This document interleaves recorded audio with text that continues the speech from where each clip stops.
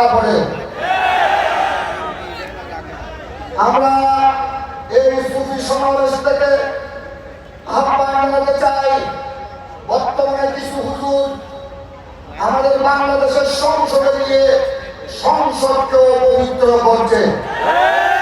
তাদের কুকর্মের দ্বারা গোটা মিডিয়ার মাধ্যমে, গোটা সমস্ত চ্যানেলের মাধ্যমে আর গোটা বিশ্বে ছড়িয়ে পড়েছে যে সংসদের হুজুর উনি হোটেলে নারী নির্যাতনে ধরা পড়েছে।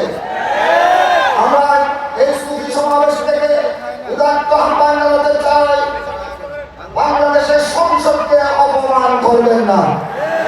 বাংলাদেশের সংসদকে যদি অপমান করা হয়, সংসদ ভবনকে অপমান করা মানে ওরা বাংলাদেশের 17 কোটি জনগণকে বেইজ্জত করা।